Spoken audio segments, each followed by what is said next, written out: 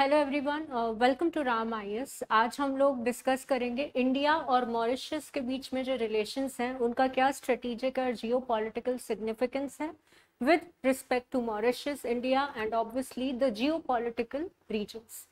तो अभी कुछ दिन पहले हम लोगों ने न्यूज़ में देखा था इंडिया और मॉरिशस के बीच में एक जॉइंट नेवल एक्सरसाइज हुआ था, जिसमें इंडिया की तरफ से project 15B Visakhapatnam INS Visakhapatnam का पार्टिसिपेशन देखने को मिला। Other than that, Mauritius naval coast guard का Barracuda that has been developed by an Indian company was also seen as participating in the military exercise.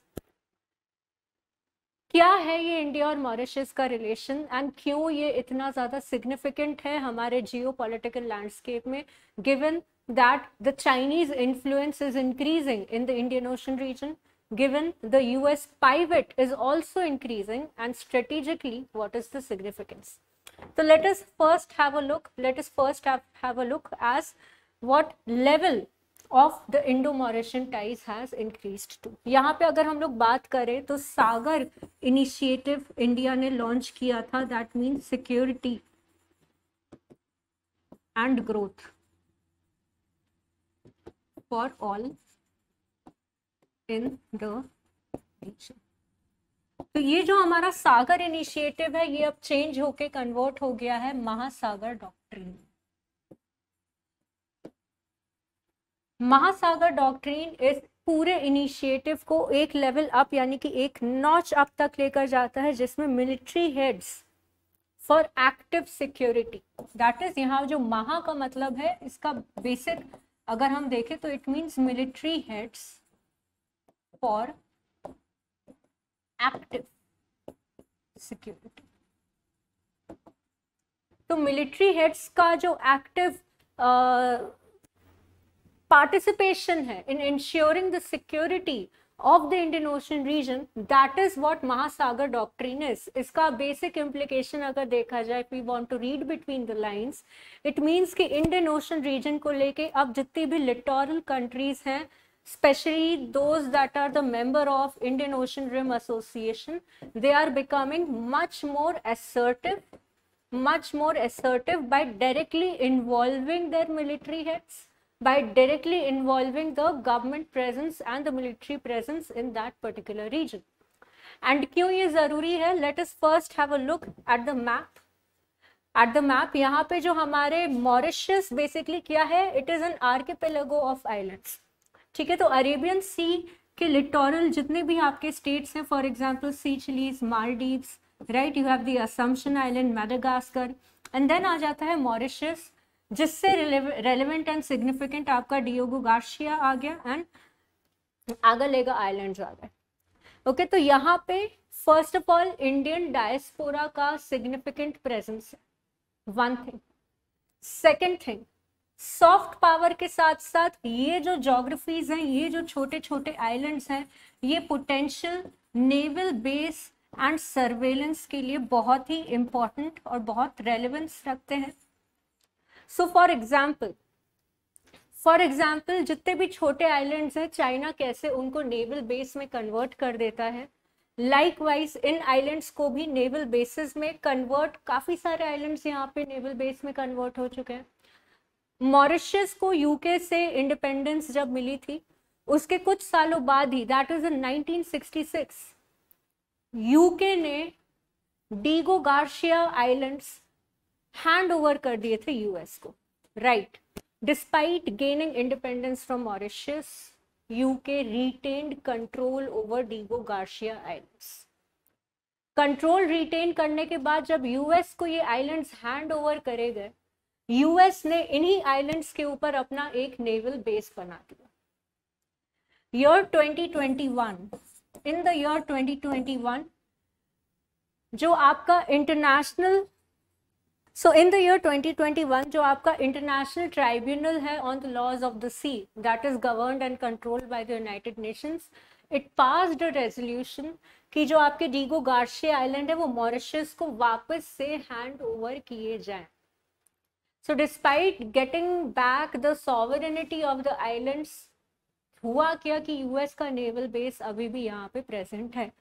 So other than that China की तरफ से aggression तो आता ही रहता है, US की presence का यहाँ पे इंडिया के ऊपर क्या मेजर सिग्निफिकेंट इम्पैक्ट है, not just on India but also on the eastern belt of the African continent, right. यहाँ पे यूएस प्रेजेंस का क्या इम्पैक्ट है, that is again another important what we can say is a strategic challenge for our country. यहीं पे जब ये पूरा केस हो रहा था, India was one country that has directly supported Mauritius, यानी कि यहाँ पे सॉवरन या स्ट्रेटेजिक बैलेंस और ऑटोनॉमी बनाए रखने के लिए इंडिया ने मॉरिशस को डिगो गार्सिया आइलैंड के केस में भी सपोर्ट किया। Other than that India has helped the country build a naval base over Agalega island, ठीक है। तो आगालेगा आइलैंड के ऊपर ना ही सिर्फ military base, naval base, but साथ ही साथ important social infrastructure, important water infrastructure, right, important social sector infrastructure में भी इंडिया ने काफ़ी मदद करी है मॉरिशस की, to build dams, to build bridges, to build naval bases, to build schools, hospitals, colleges etcetera, ठीक है। साथ ही साथ इम्पॉर्टेंट हमारे लिए जानना ये है कि comprehensive economic cooperation and partnership agreement,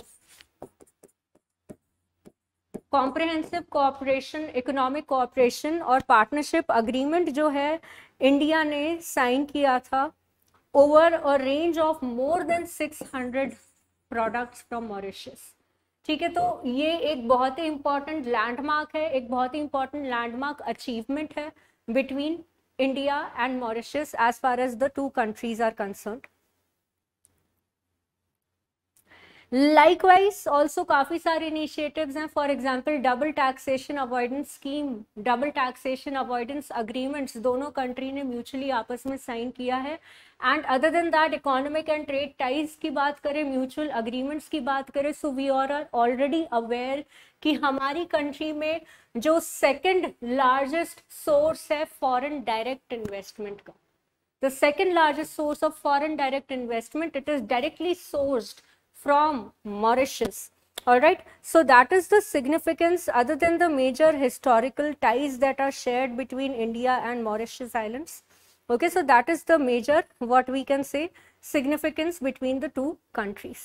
Other than that, Indian diaspora के बारे में we are already aware, not just over Mauritius but also in all these major groups of islands, यहाँ पे Indian diaspora right का presence बहुत significant है, जो कि यहाँ की local politics, government policies, literature, art, culture, cuisine, food, economy, हर एक aspect को काफ़ी significantly impact करता है।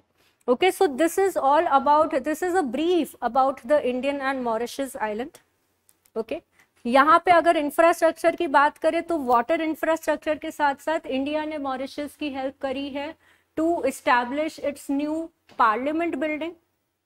Other than that, digital transformation यानी कि डिजिटल इंडिया मिशन है, वैसे ही मॉरिशस में भी एक डिजिटल मिशन को इम्प्लीमेंट करने में इंडिया का एक बहुत ही significant what we can say contribution रहा है।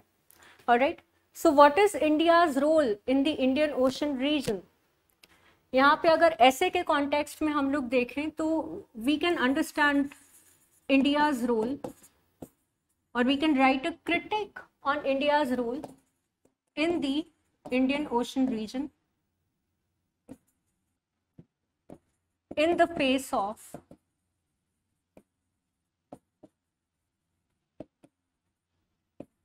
Chinese rivalry, in the face of Chinese rivalry and India-China